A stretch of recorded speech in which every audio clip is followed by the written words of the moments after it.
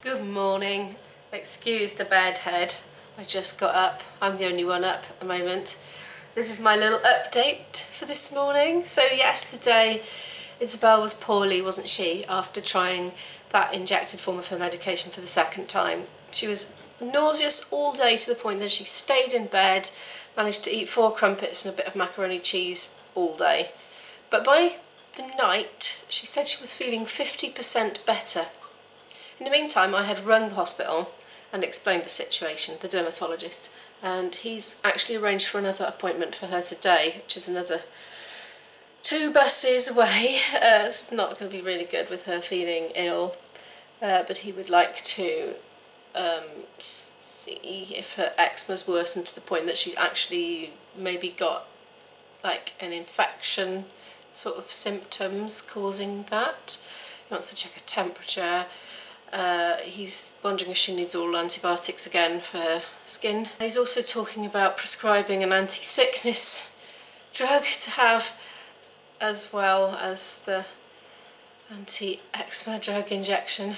I don't know what's going on. But he said if she's bright as rain this morning when she gets up, cancel the appointment. I'm not quite sure where that leaves us, because we don't really want 24 hours of nausea every week.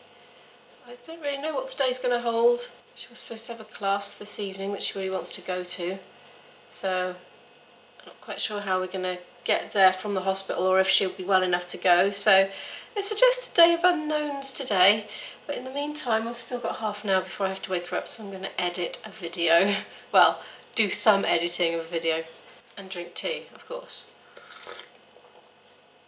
This is my first cup of tea of the day and I've only had that much, so this is how early it is.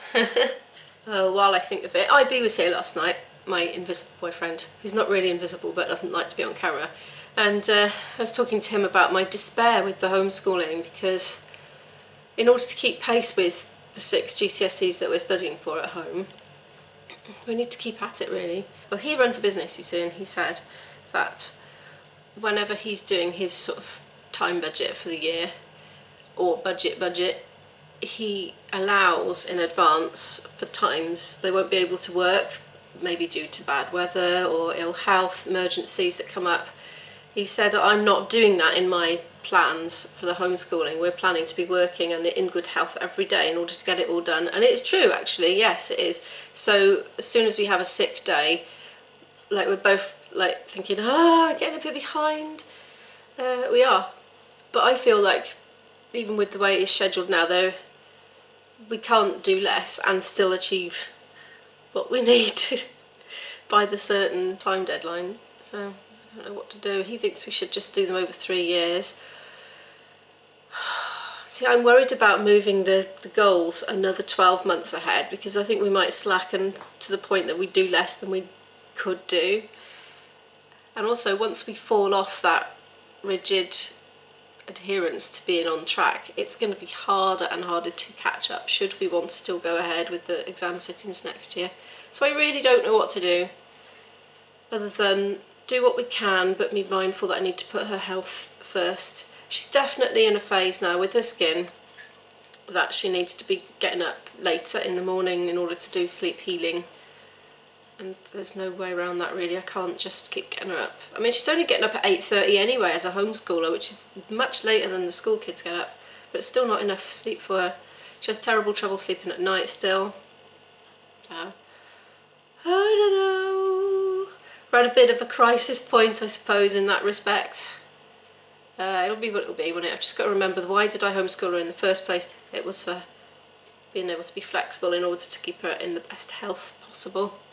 So that still stands really, still the raison d'etre. Right, I'm going to edit. It's a little bit later. I haven't done any editing. I've responded to some comments and posted the video from last night on social media. I haven't started editing yet, but I've just gone and given Isabel a little knock and a prod and a poke and asked her how she's feeling, and she says she thinks she's back to normal, but she's just waking up, so she's not quite ready to make a decision on that yet. So I'll go back up in 10 minutes and see how she's doing, but it looks like maybe we could cancel the hospital appointment today. But we don't know yet, so I'll get back to you. Okay, so it's 9:30 now. I left it as late as possible before waking Izzy up fully to check on her state of health, and she says she's feeling as right as rain but very tired because she couldn't sleep last night. So I'm letting her sleep in and do some healing, and I'm going to ring the hospital now and cancel that appointment and leave a message asking, but what do we do now? So I don't know about next week, you know, because I don't want to make her ill again, but we really need to sort that skin out. So it's just balancing up between the two things, really. I've called the hospital. That's fine. Appointment's cancelled. They're probably going to prescribe and put the prescription in the post for anti-sickness stuff next week. I can't believe this. It's like more and more and more medication loading on, but the alternative is hell. So we're just going to have to go with this for now. It's just until the new medication, dupilumab, becomes available in a self-injection pen form.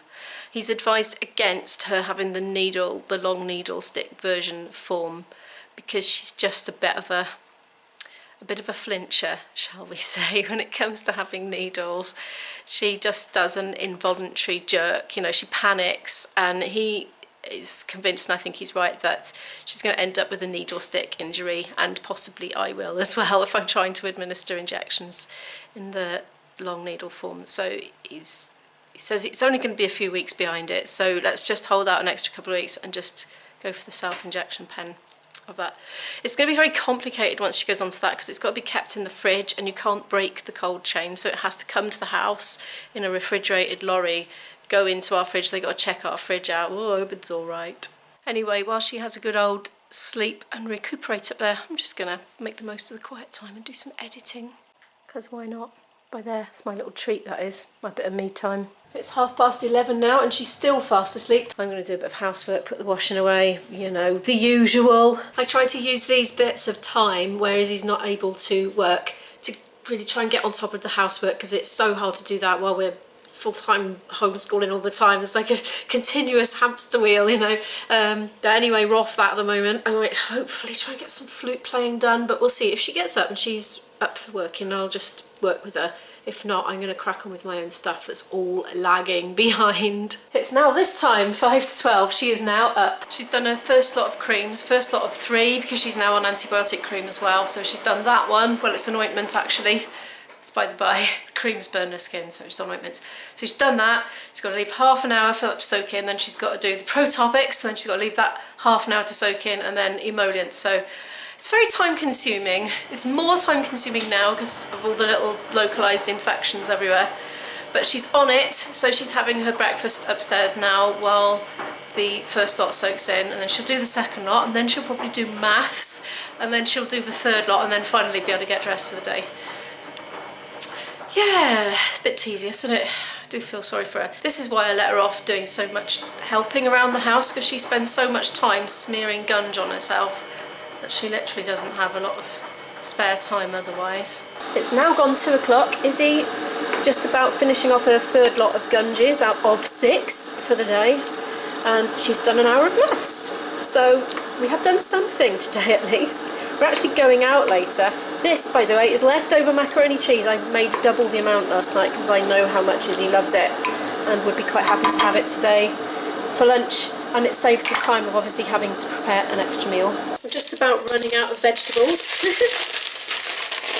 we're having frozen veg, and all we've got is sweet corn, so that's what we're having lots of. IB bought me a kettle for an early birthday present. I can't remember if I have told the vlog this, but he did. So thank you, IB.